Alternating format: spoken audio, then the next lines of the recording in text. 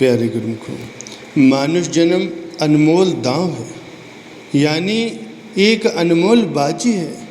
मनुष्य को श्वासों और समय का धन दे करके परमात्मा ने इस संसार रूपी बाजार में भेजा है। यदि वो इस धन से सत्य वस्तु की खरीद करके बाजी जीत लेगा तो सदा सर्वदा के लिए सुख के धाम में समाएगा। यदि इस बाजी को हार गया, यानी समय और श्वासों के बदले झूठी दुनिया के झूठे सामानों को खरीदेगा, उसमें दिल अटकाएगा, तो फिर दुख चिंता में रह करके पुनः 84 के चक्र में फंस जाएगा। उसकी इस दीन दशा को देखकर संत चिताते हैं। सूरत रूपी स्त्री संसार रूपी मायावी घर में आई हुई, परलोक अर्थात उसे ससुराल में जाना है और प्रभु यानी पति से उसका मिलाप करना है। इसके लिए शुरू से ही पति परमात्मा को रिझाने का सामान एकत्र करना है, अर्थात समय और श्वासों को भक्ति धन से संचित करने में लगाना है। तभी बूंद बूंद से तालाब भरेगा, अर्थात ये भंडार जमा होता जाएगा। जब ये अपना देश अर्थात मायका छोड़कर परलोक अर्थात ससुराल जाएगी तो प्रभु पति भी संचित पूंजी को देखकर खुश हो जाएगा और उनकी प्रसन्नता को प्राप्त करेगी। संसार और माया की रचना में फंस करके जीव ने भक्ति का धन न इकट्ठा किया, जो सांसों की पूंजी साथ लाया था या परमात्मा ने कृपा करके ऐसा प्रदान की थी, उन्हें भी लुटा दिया और जीवन की बाजी भी हार गया। जिसने जीवन की बाजी हारी उसको हुई फिर भारी परेशानी। खाली हाथ शर्मिंदा होना पड़ेगा, न माया अपनी बनेगी न राम अपना बनेगा। इसलिए कहा गया है कि ए सूरत, प्रभु भक्ति की ओर कुछ समय और अपनी सांसों को लगाओ, तभी जीवन की सफलता को प्राप्त करोगे। मानव जन्म की तभी बाजी जीत पाओगे।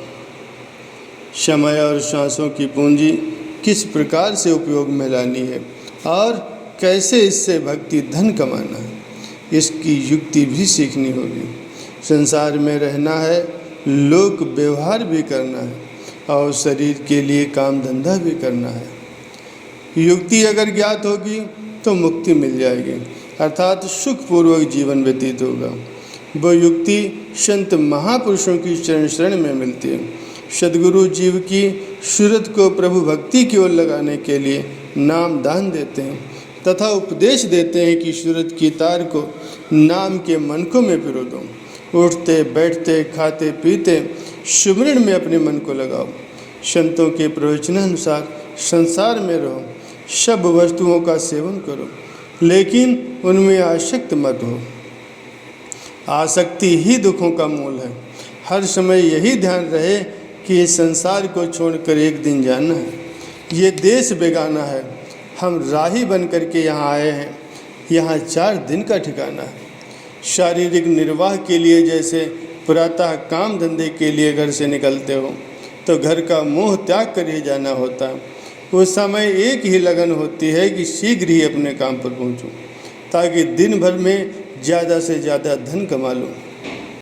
शाम होने पर लाभ का काम हुआ तो मन प्रसन्न होता है और फिर लगन लग जाती है कि जल्द से जल्द घर पहुंच जाओ।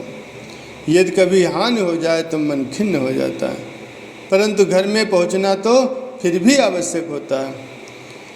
इसी प्रकार यदि नौकरी अथवा व्यापार के लिए विदेश में जाना पड़े तो सूरत अपने देश में अपने घर की ओर लगी रहती है, लाभ कमाने और संचित करने की ओर लगी रहती है तथा उस देश में यथा योग शारीरिक निर्वाह पर व्यय करते हुए यही ख्याल लगा रहता है कि कहीं हानि न हो जाए। घर लौटूं तो अधिक से अधिक लाभ कमा करके आऊँ, प्रसन्नतापूर्वक अपने जीवन को बिताऊँ।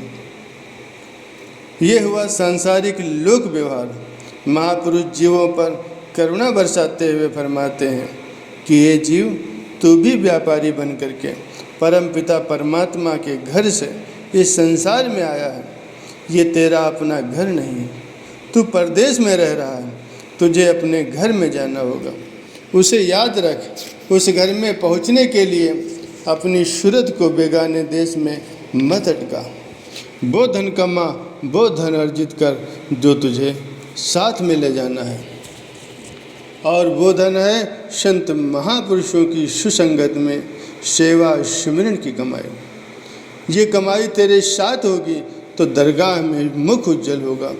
यदि ये काम नहीं किया तो फिर पछताना पड़ेगा। परम संत श्री कबीर साहब जी अपने वचनों में उपदेश देते हुए कथन करते हैं, करो रे मन वादिन की तदबीर, करो रे मन वादिन की तदबीर। जब यमराजा आन पड़ेंगे नेक धरत नहीं धीर, जब यमराजा आन पड़ेंगे नेक धरत नहीं धीर। करो रे मन वादिन की तदबीर। मुगरिन मार के प्राण निकासत नैनन भर आयो नीर। मुगरिन मार के प्राण निकासत नैनन भर आयो नीर। भाव सागर एक अगम पंथ है नदिया बहत गंभीर। भाव सागर एक अगम पंथ है नदिया बहत गंभीर। नावन बेड़ा लोग घनेरा खेवत हैं बेपीर। नावन बेड़ा लोग घनेरा खेवट हैं बेपीर। घर तिरियार दंगी बैठी मात पिता सुत वीर। घर तिरियार दंगी बैठी मात पिता सुत वीर। माल मुल्क की कौन चलावे संग न जात शरीर। माल मुल्क की कौन चलावे संग न जात शरीर। लय के बोरत नरक कुंड में व्याकुल होत शरीर। लय के बोरत नरक कुंड में व्याकुल होत शरीर। कहत कबीर नर अब से चेतो माफ होय तकिसी। कहत कबीर नर अब से चेतो माफ होय तकिसी। करो रे मन वादिन की तदबीर। करो रे मन वादिन की तदबीर। महापुरुष अपने वचनों में समझा रहे हैं कि उस दिन के लिए उपाय करो, साधन करो, तैयारी करो जिस दिन यमराज डंडे से पीट पीट करके तुम्हारे प्राण निकालेगा और पीड़ों से नैनों में पानी भराएगा। ये भव सागर अति गंभीर है जिसमें नाव तथा केवट से कोई परिचय नहीं। घर में भाई बहन स्त्री माता पिता धन संपत्ति सब है लेकिन ये साथ नहीं जा सकते। यहाँ तक कि अपना शरीर भी यहीं रह जाता है, ये भी साथ नहीं जाता। यमराज नरक के कुंड में जीवात्मा को डाल देता है। उस समय पश्चाताप के सिवाय कुछ भी हाथ नहीं लगता है। इसीलिए गुरुमुखों अभी से जाग जाओ, अपने काम में लग जाओ और ये सब आपदाएं तुम्हारी स्वयं ही टल जाएंगी। वो अपना काम क्या है? वो है संत सद्गुरु के मार्गदर्शन में प्रभु नाम की कमाई, संत समागम में निष्काम सेवा, सत्संग से आत्मोन्नत के साधन अपनाना और सच्चा धन कमाना।